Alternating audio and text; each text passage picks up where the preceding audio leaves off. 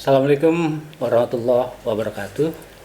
Jumpa lagi bersama saya Ahmad Saripudin dalam podcast DPRD Kabupaten Tangerang. Kali ini kita akan membahas tema produk hukum, dalam hal ini peraturan daerah atau Perda yang telah dihasilkan oleh DPRD Kabupaten Tangerang bersama pemerintah daerah.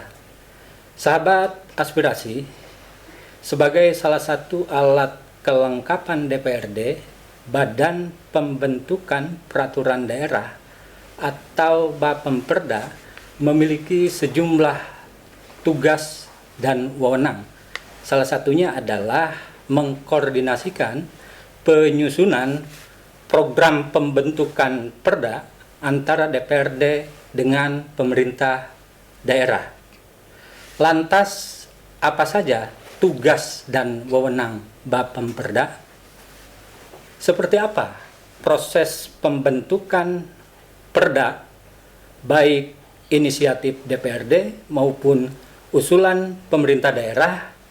Untuk membahas hal itu telah hadir bersama saya Ketua Bapemperda DPRD Kabupaten Tangerang, Bapak Ahmad Syahril. Assalamualaikum, Pak Syahril. Iya. Apa kabar Pak Syahril? Alhamdulillah. Sehat Pak ya? Sehat, alhamdulillah. Baik.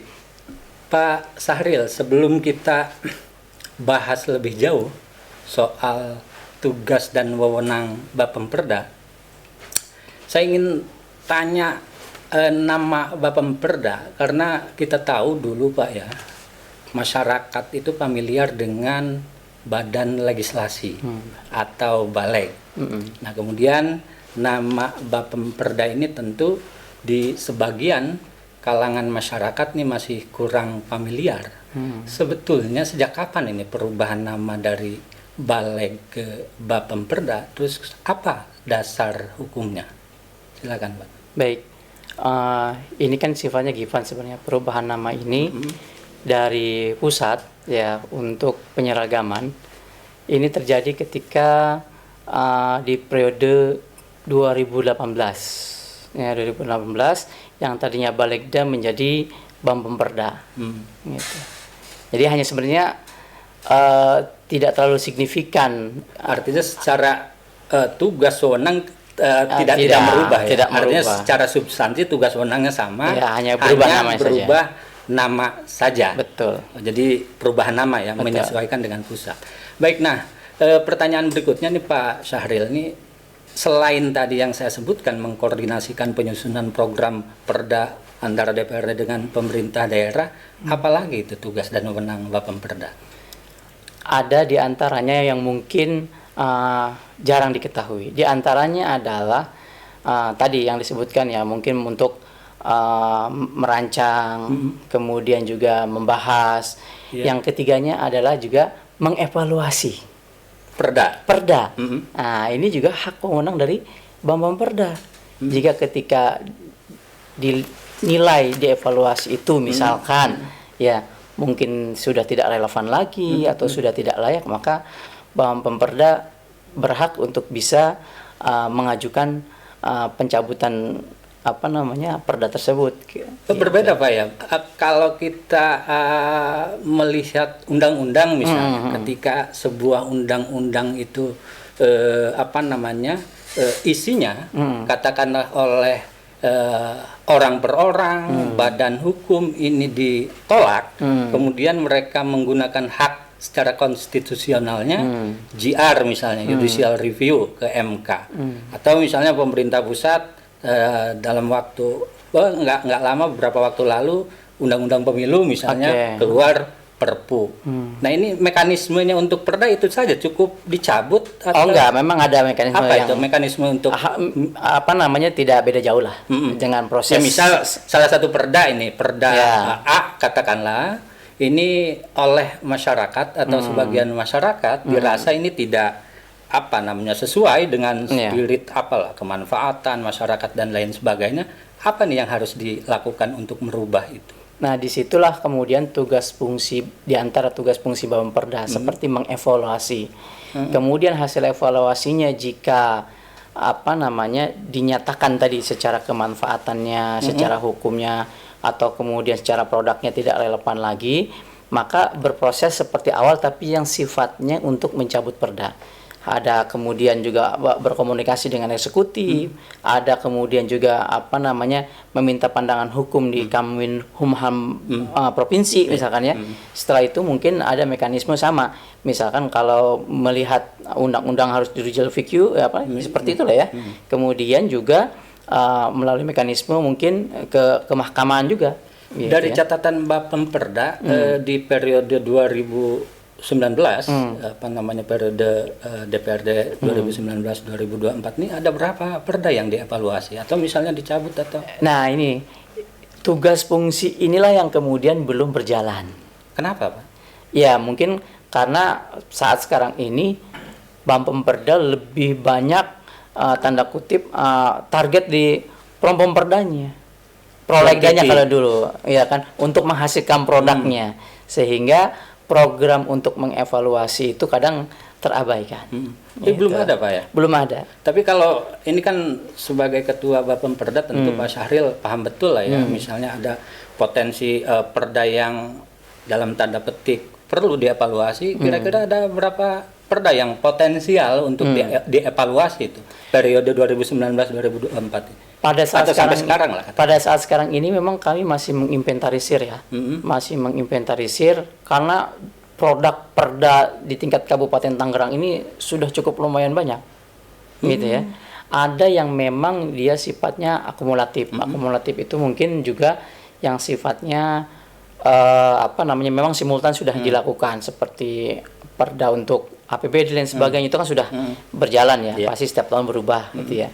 Nah, untuk yang mungkin yang sifatnya apa namanya inisiatif atau dari perda eksekutif sendiri pada saat sekarang ini harus dilakukan evaluasi itu karena memang ada perundangan turunan yang saat sekarang ini sudah ramai diantaranya melalui Undang-Undang Cipta Kerja itu.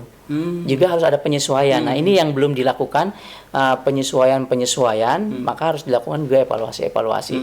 Barusan tadi saya juga baru pulang betul kami dari Kemenkumham provinsi juga menyampaikan seperti itu. Memang harus ada program evaluasi yang berjalan. Memang saat sekarang ini kita belum berjalan gitu. Jadi, karena tadi kita lebih banyak ditarget di apa namanya Pemperdanya. Tapi gitu. mungkin kan kalau sekarang rasanya itu tadi secara kuantiti kan produk apa namanya perda ini seperti Pak Syahril katakan tadi sudah cukup banyak.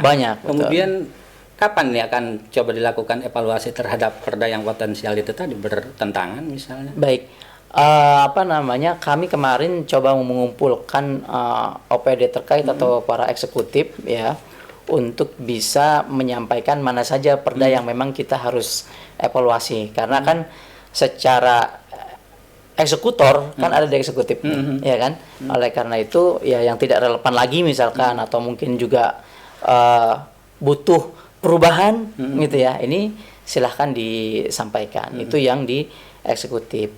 Kemudian untuk yang di inisiatif juga sama ya, sifatnya sama, kita sampaikan kepada para inisiator dengan nomenklatur perdanya ya silahkan untuk bisa kita ya di internal di DPRD juga untuk bisa menginventarisir mana yang kita evaluasi.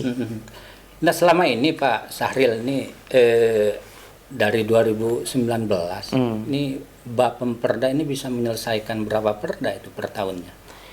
Per tahunnya itu kalau secara ideal ya. Iya. Kalau secara ideal itu maksimal 12 perda. Sudah gabungan ya dari eksekutif ataupun dari inisiatif. Rata-rata yang berjalan normal sih. Mungkin ada di tahun karena kemarin sempat kita terkendala COVID ya. Mungkin kita baru bisa menyelesaikan kurang lebih 5 perda. Oh, 5. Iya. Nah, berarti kalau saya lihat tadi idealnya 12 perda, tapi karena misalnya COVID kemarin baru 5 perda, terus dikaitkan dengan evaluasi tadi 5 perda ini sepertinya keteteran. Betul. Gitu kan. Bagaimana kemudian dengan 12? Iya kan rasanya ini agak-agak menjadi ini juga ya. Betul. PR ini gimana, Pak?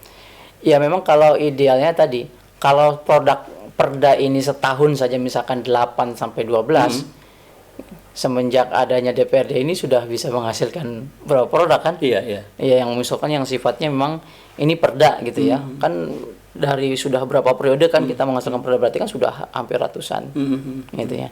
Nah, oleh karena itu kita akan meninjau ulang yang sifatnya memang lebih kepada efektivitasnya perda itu gitu. Nah, ini selama ini Pak, dari 2019 katakanlah, ini antara perda inisiatif DPRD dengan perda usulan dari pemerintah daerah secara kuantiti ini berimbang atau bagaimana Pak?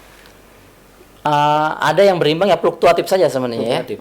Ada yang berimbang, ada yang contoh misalkan di tahun 2022 kemarin secara inisiatif lumayan cukup bagus, tapi di eksekutif ternyata ada keterlambatan ya tadi karena mungkin rata-rata mereka perda-perda yang mengutamakan yang given dulu, yang sifatnya turunan ya, baik dari Undang-Undang Cipta Kerja ataupun dari pemerintahan kementerian di atasnya. Nah, untuk tahun ini saja, yang tahun ini yang akan kita bahas di 2023 yang perdanya kan penetapannya di akhir tahun 2022, itu yang dari eksekutif itu baru dua. Dan itu masih rancangan atau sudah masih rancangan. Dua perda.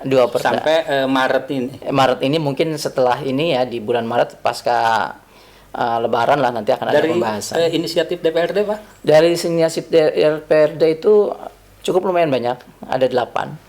8 enggak, maksud saya 2023 ini, tadi kan pemerintah daerah 2. Iya, untuk inisiatifnya ada 8. Banyak juga Pak ya? Ya lumayan ya, karena ya memang salah satu tugas pokok itu anggota dewan itu kan legislasi gitu ya. Berarti harus ada produk yang dan itu tolak ukur bisa jadi juga. Rata-rata per tahun bisa 8 itu Pak? Untuk inisiatif DPRD? Tidak juga. Fluktuatif saja gitu, tergantung. Karena inisiatif ini kan bisa boleh perorangan dewan, ya bisa gabungan atas nama praksi, bisa atas nama komisi, atau bisa atas nama gabungan beberapa anggota dewan. Gitu. Nah, kalau katakanlah dalam membentuk sebuah perda ini Pak Syahril, dari pengalaman gitu ya, misalnya perda apa saja kira-kira yang memang dalam tanda petik pembahasannya cukup menyita waktu, energi, atau telah katakanlah yang sudah dilakukan. Ya memang pertama kajian perda ini yang perlu diperhatikan, yang pertama adalah produk perda yang akan kita rancang itu tidak boleh bertentangan dengan produk hukum di atasnya. Pertama itu. Kemudian yang kedua juga harus mempertimbangkan asas manfaatnya bagi pemerintah dan masyarakat. Ya kan? Nah, kemudian yang ketiga, kita memang secara hukum harus benar-benar tidak terkendala dari aspek hukum. Ya, mungkin pertama dari efektivitas pelaksanaannya, ya kan? Kemudian kalau tidak berjalan efektif seperti apa? Nah, ditinjau juga seperti itu. Ya, secara teknis mungkin Pak Syahril bisa menggambarkan gitu. Artinya kan kita kan atau masyarakat misalnya tahunya kan sudah jadi sebuah bentuk peraturan daerah, gitu ya. Perda misalnya dengan tata ruang dan lain sebagainya. Proses secara teknisnya bagaimana itu Pak pembentukan sebuah perda itu? Pembentukan perda kalau dari jalurnya adalah eksekutif, pertama dari eksekutif nih ya. Ketika ingin dimasukkan ke prolegda, maka OPD tersebut harus mengusulkannya melalui bagian hukum Setda Kabupaten Tangerang. Setelah itu bagian hukum Kabupaten Tangerang kemudian ditinjau oleh Bupati, berkirim surat ke DPRD. Nah, kemudian dari DPRD oleh pimpinan dialihkan ke Bapemperda. Ya kan? Setelah itu mungkin dilakukan sebuah paripurna untuk penetapan usulan dari eksekutif. Nah, setelah itu seperti biasa mungkin ada pembahasan perda ya di pansus tersebut gitu ya, pembahasan internal pansus dengan OPD terkait, kemudian juga pembahasan dengan masyarakat stakeholder yang berkaitan dengan perda yang akan raperda yang akan dibahas tersebut gitu ya. Kemudian juga kita mencari perda pembanding yang sama yang dilihat dari sisi aspek hukum, manfaat dan sebagainya. Setelah itu proses di pansus ya mungkin diakhiri dengan rapat paripurna penetapan. Setelah itu ya, tahap keduanya ya berinteraksi dengan provinsi, bagian provinsi ya, baik itu Setda bagian provinsi dan Kumham Kamwil untuk harmonisasi. Rata-rata berapa lama Pak butuh waktu untuk membentuk sebuah perda dari usulan pemerintah daerah itu? Ya, kalau proses ya di kaminya, karena kalau kita nggak tahu ya proses dari apa namanya mulai dari pengusulan dari OPD ke Setda bagian hukum kabupaten, kemudian di ACC sama bupati. Nah di kaminya itu ketika pengusulan biasanya pertama itu ya kita ada pengkajian dulu. Kajian ya? Ya pengkajian itu ya bisa 1 hari selesai, gitu ya pengkajian itu. Kemudian setelah itu ada paripurna, ya kan. Setelah itu ada pansus. Paripurna itu penetapan ya prolegda. Gitu. Jadi usulan itu sudah masuk ke prolegda. Kemudian ada pansus, ya pansus mungkin ada halakannya 2 hari pembahasan ya untuk pansus dengan OPD pengusung. Kemudian juga ada 1 hari dengan masyarakat stakeholder terkait ke raperda tersebut gitu ya. Kemudian juga ada 3 hari kita melakukan kunjungan ke daerah yang sifatnya memang itu ada perda yang mirip atau pembanding tadi ya. Ya setelah itu mungkin ada pembahasan akhir ya itu kurang lebih 2 pekan. Nggak lama. Nggak lama ya? Justru nggak lama. Mungkin yang agak lamanya itu memang proses di pengkajian hukum di Kumham Kamwilnya, ya kan? Karena bukan hanya Kabupaten Tangerang saja kan, pasti apa namanya di tingkat provinsi juga terdiri dari beberapa kabupaten DPRD-nya mengusulkan perda kan. Ya kalau memang selama ini kalau idealnya 1 bulan atau 2 bulan selesai. 1 sampai 2 bulan. Ya, 2 bulan Kalau selesai. Inisiatif DPRD gimana Pak proses? Kalau proses inisiatif sebenarnya mirip saja, ya, karena secara pembahasan kan beriringan, sama gitu. Dan itu kalau inisiatif ini apakah memang perlu itu tadi membutuhkan persetujuan eksekutif atau gimana Pak? Oh enggak, yang penting di inisiatif itu ya ada inisiatornya, kemudian juga basis kenapa bisa mengusulkan perda ini harus ada studi kasusnya, ya harus ada naskah akademiknya, gitu ya, sehingga layak dikategorikan memang ini ada kemanfaatannya untuk Kabupaten Tangerang. Yang di 2022 kemarin perda inisiatif DPRD apa saja tuh Pak? Perda inisiatif yang akan kita bahas kemarin, yang sudah dibahas kemarin ya, yang sudah dibahas itu tentang wilayah sekitar bandara, keamanan wilayah sekitar bandara, gitu kan. Kemudian juga yang inisiatif selanjutnya tentang pariwisata. Pariwisata ya. Tentang pariwisata karena Kabupaten Tangerang ini punya potensi pantai yang belum dioptimalkan sisi pariwisatanya, dan kita juga beberapa daerah yang memiliki spot-spot untuk dikunjungi masyarakat gitu ya, yang belum diberdayakan, ya itu juga sangat bagus juga. Tapi selama pembuatan sebuah perda misalnya Pak ada apa namanya katakanlah perda yang dalam tanda petik agak-agak alot gitu, berapa lama butuh itu perda apa tuh Pak? Biasanya yang agak alot itu perda terkait lebih kepada apa namanya penambahan anggaran misalkan. Anggaran ya? Ya anggaran, karena kita harus menyesuaikan dengan sinkronisasi jadwal misalkan dari banggarnya gitu ya, badan anggaran dan sebagainya. Itu prosesnya biasanya harus mengikuti schedule yang panjang gitu. Gitu. Untuk anggaran ini, disinggung anggaran sama Pak Sahril nih, saya akhirnya ingat nih, berapa sih butuhnya anggaran untuk pembahasan satu perda itu? Kalau untuk sekarang ya dianggarkan khusus untuk inisiatif, kalau eksekutif kan kita nggak tahu ya, mereka kan ranahnya mereka. Berarti ini inisiatif DPRD? Ya. Inisiatif DPRD itu di angka 60 sampai 80 juta. Per perda? Per perda. Per perda. Per perda 60? Oke. Dari pengalaman Pak Sahril gitu, selama ini ada tidak misalnya usulan dari pemerintah daerah, itu usulan perda yang usulan perdanya itu tidak sampai menjadi sebuah perda. Tidak sampai ya? Iya, tidak sampai. Pengalaman saya sih karena antara DPR dan ya pemerintah eksekutif ini kan Atau dipending untuk misalnya. bisa sinergi rata-rata sih sudah on schedule sebenarnya. On schedule ya. Iya, karena jadi kan tidak ada ya. Tidak ada. Karena kan kalau sudah masuk di ketuk palu di prolegda ketika paripurna itu ya otomatis kita harus bisa mengkaji gitu. Nah, kalau dari perspektif apa namanya Bapemperda gitu, Pak, kaitan dengan perda ini untuk masyarakat sendiri ini gimana, Pak? Apakah misalnya masyarakat juga kan rata-rata sekarang ini dia taunya sudah menjadi sebuah perda. Ini maksud saya partisipasi. Partisipasi masyarakat sendiri dalam proses pembentukan sebuah perda itu seberapa besar sih? Iya kan? Kan kadang-kadang kan nggak tahu nih jalurnya seperti apa, kan begitu. Apakah memang perda itu juga tidak membutuhkan partisipasi masyarakat karena sudah ada representasi wakil masyarakat yaitu anggota DPRD. Itu gimana, Pak? Prinsipnya dalam pembentukan perda ini semuanya menggunakan aspirasi masyarakat.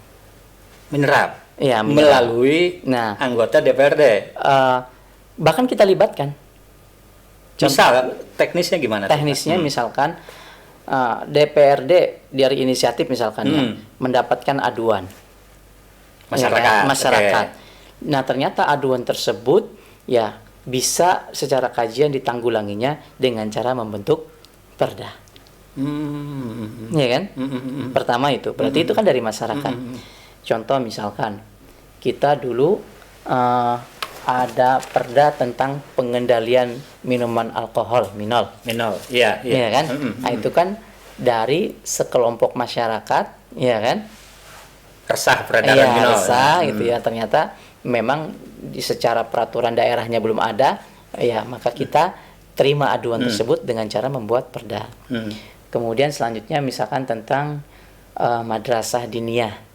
Dulu ya produk-produk yang sifatnya ini dari masyarakat, karena Tangerang ini dikenal dengan kultur agamis, banyak pesantren, banyak diniyah, ya cara untuk meningkatkan kapasitas mereka ya diantaranya dengan adanya lahirnya perda misalkan, ya kan? Nah kemudian itu proses di awal tuh. Proses berjalan pun kita tetap melibatkan dalam pembahasan misalkan. Ada satu agenda di pansus itu ya kita ingin hearing langsung dengan masyarakat stakeholder tadi. Misalkan mau perda tentang apa nih? Ya contoh kemarin perda tentang kawasan di wilayah bandara. Iya kan? Ya, kita ajak kepala desanya, tokoh masyarakatnya, gimana kita agar sama-sama nyaman, ya kan? Nah, itu ada kita agendakan dalam pembahasannya. Kalau tadi di awal dari usulannya, yang kedua dalam pembahasannya. Gitu. Itu kan kalau inisiatif DPRD, Pak ya. Nah, kalau usulan pemerintah daerah bagaimana ini? Sama prosesnya sama. Hanya saja yang kita melibatkan lebih banyak masyarakatnya itu di proses ketika pelaksanaan pansusnya tadi, hearing dengan masyarakatnya. Contoh misalkan yang akan kita bahas ini adalah tentang pemberdayaan nelayan. Dari eksekutif nih ya, dari dinas kelautan ya. Nah itu ya otomatis nanti di saat pembahasan pansus, kita akan mengundang ya para nelayan. Jadi secara teknis pansus mengundang stakeholder yang berkepentingan dalam hal ini misalnya kelompok nelayan gitu untuk memberikan masukan, kritikan, mungkin itu sudah berupa rancangan atau belum, Pak? Belum ya? Sudah berupa rancangan. Jadi secara teknis rancangannya itu ditawarkan, ya, gitu, disosialisasikan. Baru kemudian di sana ada interaksi. Masukan gitu ya. Masukan atau misalnya kritikan atau apa. Nah, selama ini proses itu sudah berlangsung, Pak ya? Sudah berlangsung dan memang cukup dinamis ya. Cukup dinamis. Dan mungkin salah satu yang ramai kan di situ. Ya karena kultur masyarakat kita kan macam-macam ya.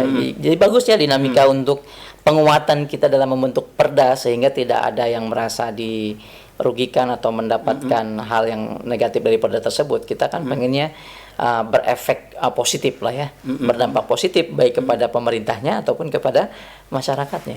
Tuh. Nah ini terkait dengan ini juga Pak, supaya ada sinkronisasi kemudian sinergitas gitu antara perda misalnya. Nah ini dengan positioning Perbub itu gimana Pak? Positioning Perbub? Iya, katakanlah kalau kalau kita lihat secara hierarkis tata urut peraturan perundang-undangan misalnya kan undang-undang kan turunannya misalnya PP kan gitu dan lain sebagainya ke bawahnya. Ini kan perda ini secara teknis seperti itunya gimana Pak? Pada dasarnya sama sih, cantolannya sama kan ya. Kayak di nasional kan ada undang-undang juga, ada peraturan pemerintah gitu.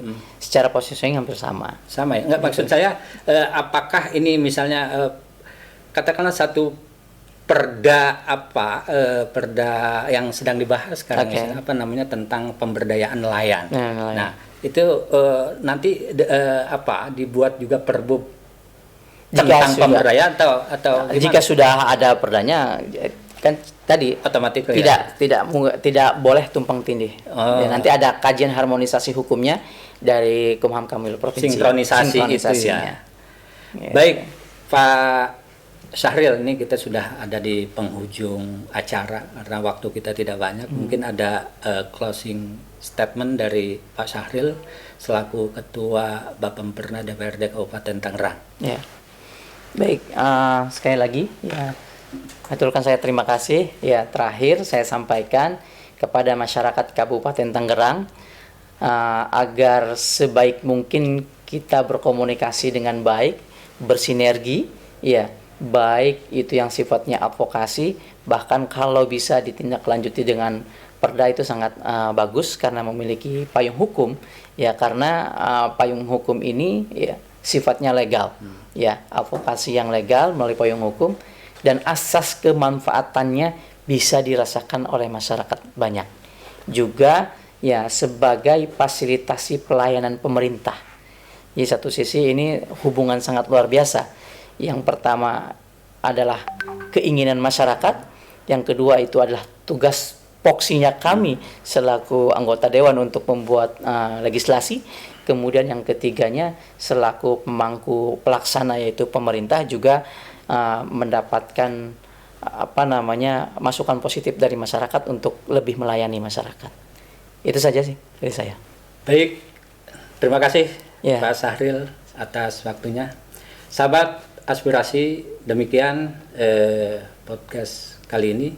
Mudah-mudahan apa yang tadi disampaikan memberikan informasi yang positif bagi kita semua. Ingat, jaring aspirasi, dorong realisasi, mari awasi. Terima kasih. Assalamualaikum warahmatullahi wabarakatuh.